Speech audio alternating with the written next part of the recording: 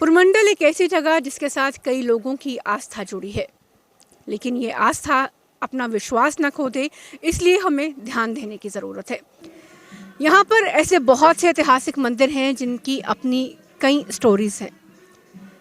यहाँ का शिव मंदिर पूरे देश में विख्यात है क्योंकि यहाँ पर एक ऐसा कुंड है जिसके पानी का जल स्तर कभी नहीं बढ़ता।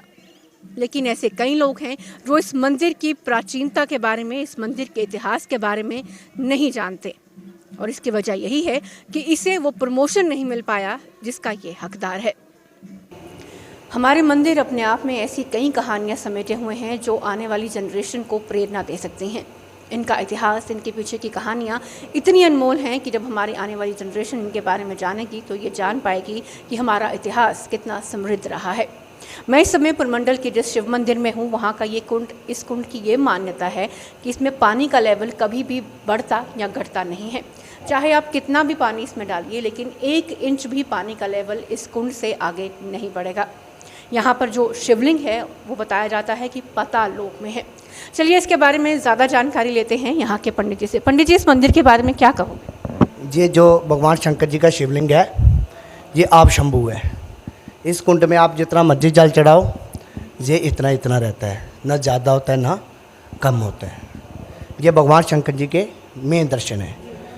ये सामने अखंड ज्योत है, आज से 2500 साल पुरानी, लगातार चल रही है।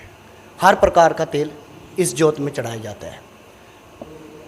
और ये सामने भगवान शंकर जी और माता पार्वती के दर्शन हैं। इस मंदिर का निर्माण करवाने वाले थे राजा अवंती वर्मन, कश्मीरी पंडित थे जिन्होंने इस मंदिर का निर्माण करवाया था।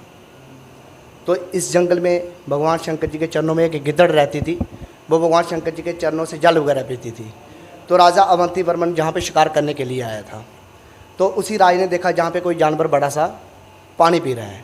उसी राजा ने इस जानवर को तीर चलाया, इसकी खोपड़ी में लगा, गिद्धड़ी की जहाँ पे मृत्यु हो गई। मृत्यु होने के कारण वो राजा वापस चला गया अपने महल में। गिद्धड़ी की आत्मा यहाँ से मुक्त हुई। इसी गिद्धड़ी ने राजा के घर बेटी बनकर जन्म ले लिया। वो राजा बहुत खुश हुआ कि मेरे घर में भी कोई औलाद हुई। लेकिन वो जैसे जन्म से बड़ी होती गई, वो इतना रोती थी, रो रो कर पूरा महल उठा लेती थी सिर पर। उसने जितने पुराने समय के व्याध होते थे, हकीम होते थे, सब बुलाए, बच्ची का इलाज करवाया। बच्ची किसी से भी नहीं ठीक हुई। फिर उन्होंने विद्वान पंडित बुलाए, ज्योतिषी बुलाए। जब ज्योतिषियों ने लड़की की जन्म पत्री बनाई, जन्म कुंडली बनाई, फिर उस राजा को बताया कि महाराज आपने कहीं देवस्थान पे शिकार किया है। राजा बोलने लगा, मैंने लाखों के हिसाब से शिकार की है, मेरे को ये भी पता नहीं मैंने कौन सा जानवर कहाँ पे मारा हुआ है। फिर उन्होंने बोला कि आप पूर्व दिशा में चले जाइए, वहाँ पे भगवान शंकर जी विराजमान है, उनके चरणों में माता पार्वती का रूप चल रहा है। तो जो आपने उनकी सेवा कार मारी है, उसका पिंजर है वो कुंड के ऊपर पड़ा हुआ है, उसके खोपड़ी के अंदर तीर लगा हुआ है, वो तीर बाहर निकालोगे तो आपकी बेटी ठीक हो जाएगी। फिर वो राजा खुद नहीं आया, उन्होंने अपनी सेना कश्मीर से रवाना की कि जाओ पूर्व दिशा में उस कुंड की तलाश करो। यहाँ से वो तलाश करते करते इस स्थान पे आए, इस जंगल की तलाश शुरू हो गई। तलाश करते करते उन्होंने भगवान शंकर जी का कुंड ये प्राप्त कर लिया। इस कुंड के ऊपर गिद्दड़ का पिंजर पड़ा था, उसकी खोपड़ी के अंदर तीर लगा था। जैसे वो तीर बाहर निकाला तो राजे की बेटी ठीक हो गई। फिर उसी राजे ने इस मंदिर का निर्माण करवाया था। तो गिद्दड़ी की हत्या मानी, हत्या मनवाकर बैक साइड उनका मोहरा लगवा दिया, ताकि भगवान शंकर जी के दर्शन करने के बाद गिद्दड़ी माता जी के दर्शन करें तो यहाँ की यात्रा संपूर्ण मानी जाएगी। बोलो उमापति महादेव की जय। इसको कहते हैं उमापति महादेव। यहाँ पे हर महीने को अमावस्या होती है, मेला लगता है।